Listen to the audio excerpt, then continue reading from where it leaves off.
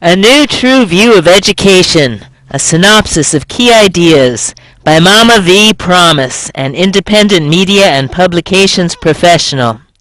Please note that the current version contains PowerPoint timing errors that leave too much time between slides. Until we correct this problem, please be patient and use the time to contemplate what you've heard in the previous slide. Thank you.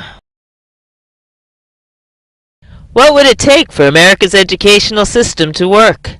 Is the system making us healthier, wiser, or happier?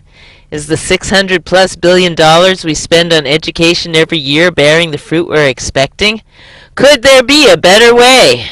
First, let's think about what learning is and about what education is.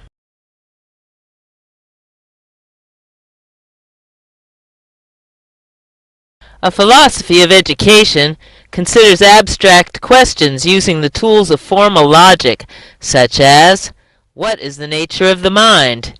What is the nature of learning? How does education relate to the rest of life? Educational theory, on the other hand, considers questions answered by experimental evidence, such as, what should we learn? When should we learn? Where should we learn? How much should we learn? Who should be educated? Who decides what and when and where and how we learn? And then by the flip side of the coin, why does learning sometimes fail?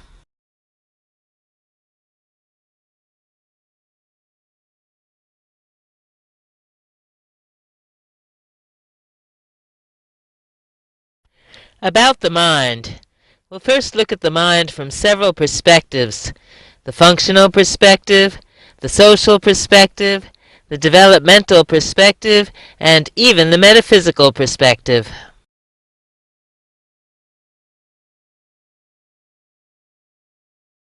The functional perspective. That is to say, what does the mind actually do? Scientific and experiential evidence suggests that the mind is always learning, always teaching simply by being who we are, and always choosing. It never stays still.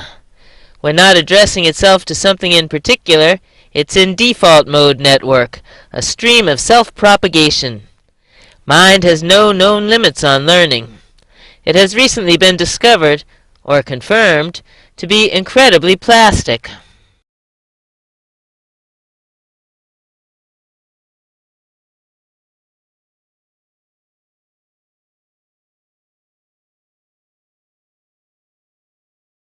The social perspective.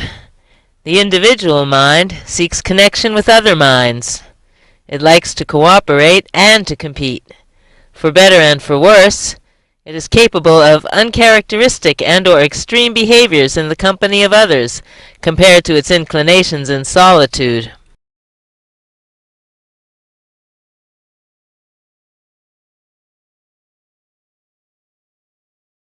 The developmental perspective. The individual mind branches as it develops, like a tree.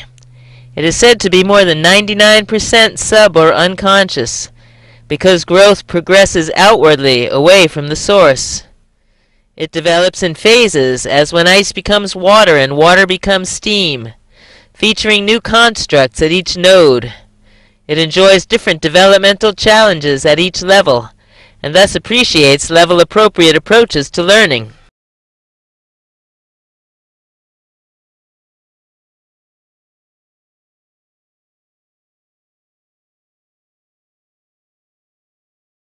From the metaphysical perspective, I'm kind of going out on a limb here, but I feel I need to include this just for frame of reference to be complete.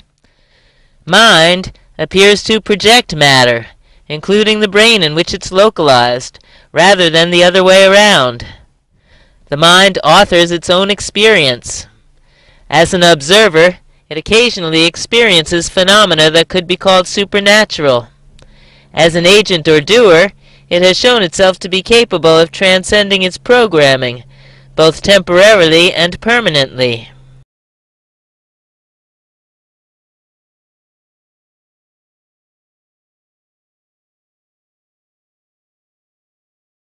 What is learning?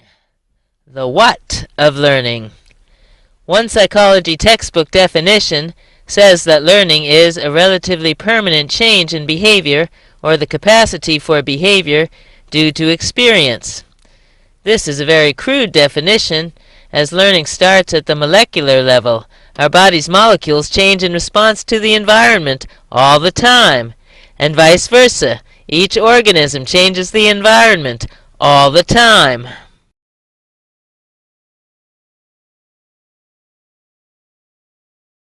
The how of learning. The more we learn, the more we can learn. A neuron, as it learns, makes new connections with other neurons. Earlier learning creates a molecular template or imprint for later experience. It can even change our DNA. Neural pathways are strengthened by use and dissolved by neglect.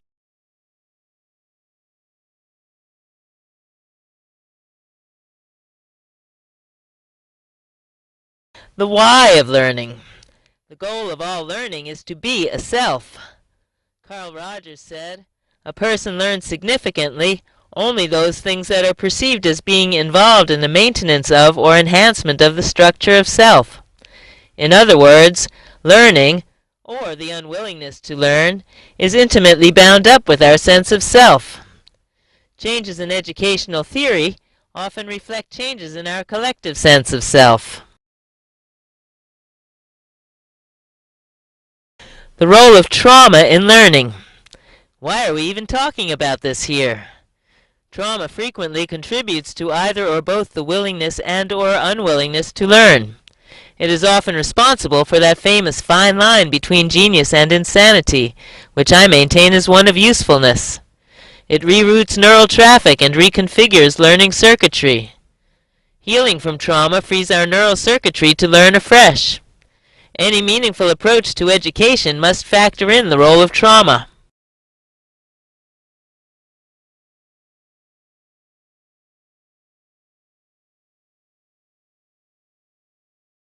Simple principles of learning. Doing what works. This is a simple survey of principles related to different facets of the learning experience.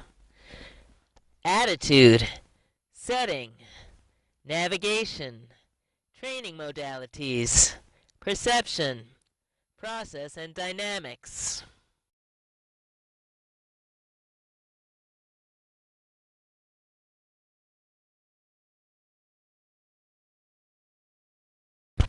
Simple principles of learning.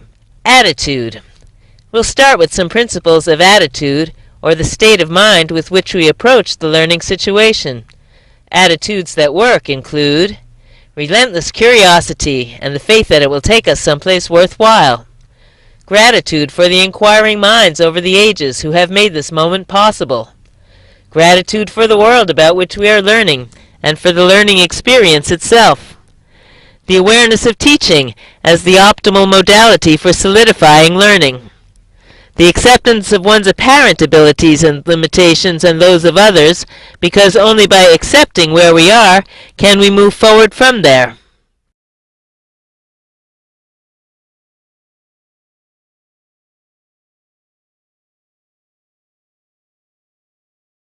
Simple principles of learning. Setting. These are principles describing the optimal collaborative learning space. It should have a balance of comfort and structure. It should be handy to food, hygiene, and recreational amenities. It should provide assigned workspace for each student to be used for homework and extracurricular projects besides school activities. It should be accessible yet protected. It should be systematic without being suppressive, organic without being random. It should be family-friendly and multi-generational. It should be integrated with other community activity and the rest of life.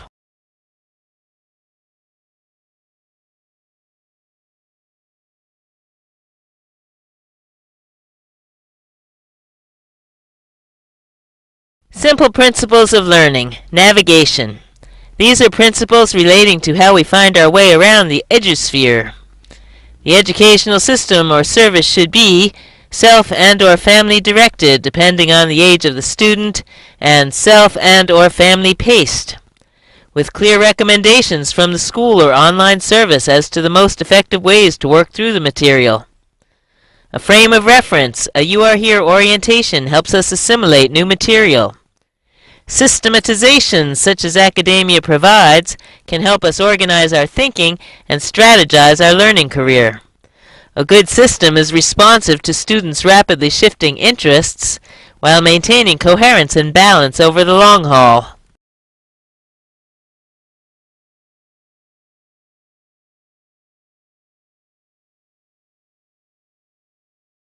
Simple principles of learning, training modalities. These are high-level categorizations for the very different ways in which the mind-brain learns. Formal education falls into three basic domains. Procedural learning includes skills training, for instance in math, logic, problem-solving, core sciences, engineering, music and the arts, and natural and computer languages. Performance in these areas is quantitatively measurable, corresponding to hard skills development. Declarative learning covers information about, in the derivative sciences, technology, history, geography, politics, the arts, sports, celebrities of the day, business and finance, the weather, what people are talking about, whatever it takes to be well informed. In specialized subject areas, it consists of the industry's conversation. Performance in these areas can be graded for showing up and formally recognized for useful contributions. Citizenship, for want of a better word, we could just as well say human-heartedness, encompasses all manner of personal development, mind training, social and emotional maturation, in a Carl Rogers-style agendaless human-to-human forum. Performance in this modality would be ungraded, but the staff makes sure participants stay engaged. It's important to include enough of each modality and to clarify goals and intentions with respect to each.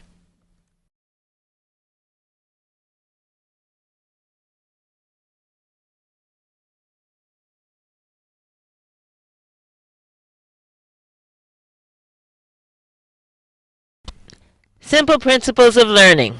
Perception. These are principles related to the perceptual considerations of learning. Scaffolding means using existing knowledge as a structure for the building of new knowledge. Active sensory modalities work better than passive modalities. The more modalities involved in a learning experience, the better. Everyone has their own style of learning which needs to be respected, which means both accommodated and expanded upon for best results. Learning works best when material can be repeated, refreshed, and reviewed as often as desired.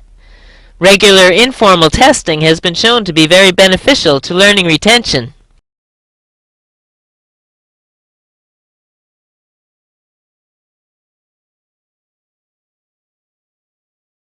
Simple principles of learning, process and dynamics. These are principles related to the process considered as a supersystem, a flow of information. Creativity or genius can be cultivated or it can be suppressed, but it can never be destroyed. Teaching and learning work best when we can both analyze and reintegrate. The most satisfying teaching and learning experiences feature a sense of unity and synergy amongst teacher and students, a loss of sense of role distinction between them. Stuck places or snurgles in learning call for patient loving attention until they're resolved. Existing resources should be mindfully merged with newer modalities.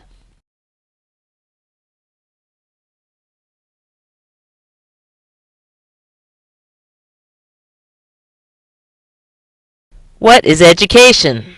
We can say that it's goal-directed learning that purposefully systematizes our inherent learning capabilities toward a perceived good. It occurs both formally and informally, both solo and collaboratively. When done collaboratively, it presupposes shared goals and priorities.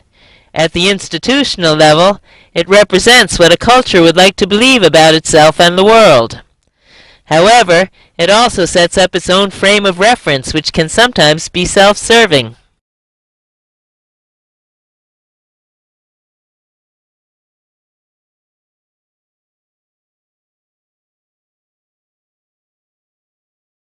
Why school? Does schooling make learning better? Learning happens organically. Education happens spontaneously. So what's so great about school? Things have come to be as they are through a mix of motivations.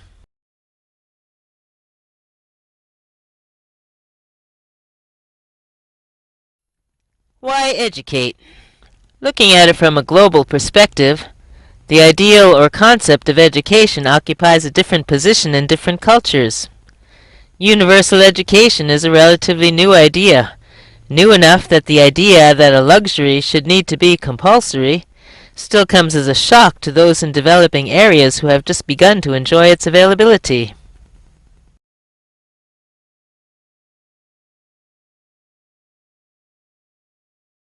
Why educate?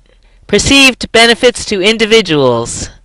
Individuals have valued education as a means toward the goals of improvement of thinking processes, better understanding of the world, pursuit of truth at various levels, material gain, social prestige, and skills development.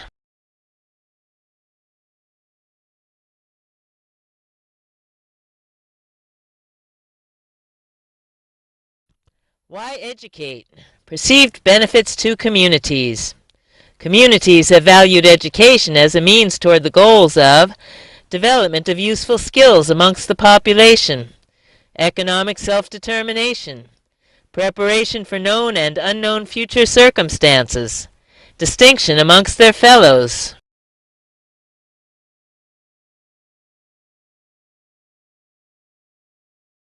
How are we doing? Critique of the prevailing model. The good stuff. Everybody gets to go to school, usually for free. Everybody learns more or less the same material, so we end up with a relatively level playing field. We get exposed to amazing, exciting ideas. We develop at least a vague awareness of our place in geography and history. We connect with a wide array of other humans. Most of us at least learn to read.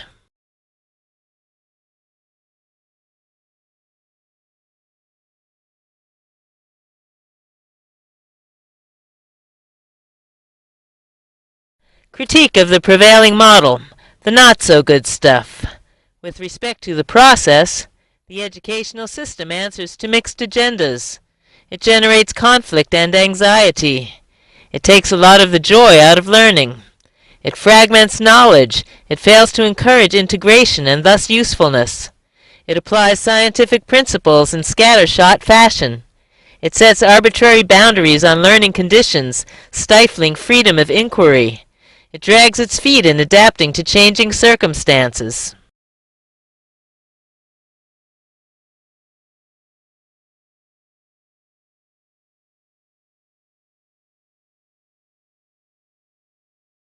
Critique of the prevailing model. The not-so-good stuff.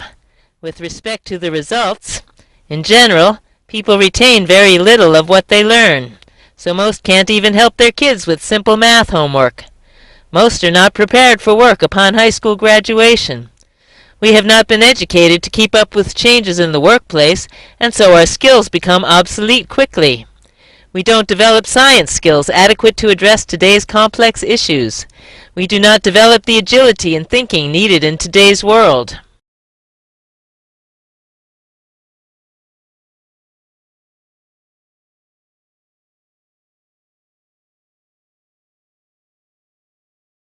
Now let's look at education as it could be. In school, topics could be taught modularly and in a self-paced fashion, so that each student would spend exactly as long as they needed on each module. Students would go to school to elaborate and collaborate on what they had learned on their own. Sal Khan calls this the flipped classroom. Students would be 100% responsible for learning outcomes that they had agreed to. Teachers would be mentors, coaches, and entertainers. Schools would be multi-generational. Schools would be housed in multi-purpose community facilities and vice versa. Parental function would be assigned to individuals, not institutions. Record keeping would be globally centralized, so that transfers would be seamless.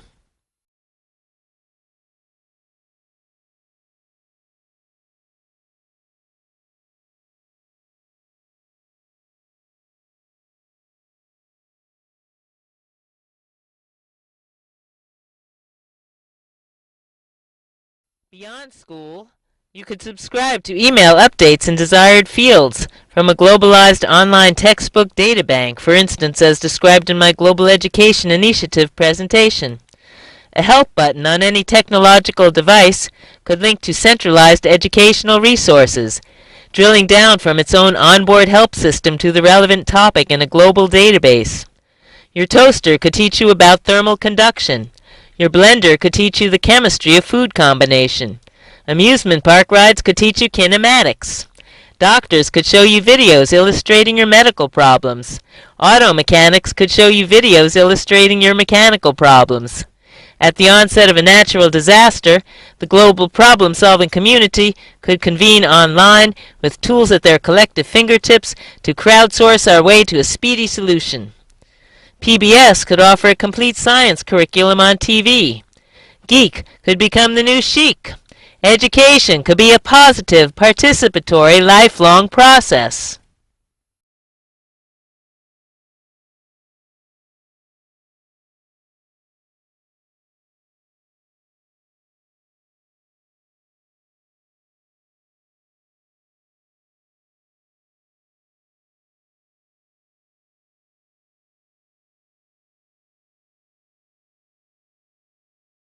At the end of the rainbow, we get a world that has learned to cooperate, full of students who are excited to learn and know how to direct their own learning and facilitate that of others. When it works well, we feel truer personally and more connected socially, more at one with the universe. Wait, there's more. Please see also Mama V's other presentations.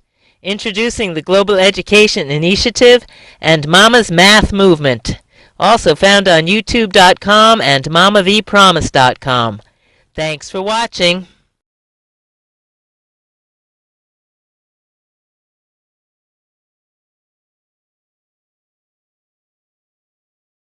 Produced by Mama V Promise Productions.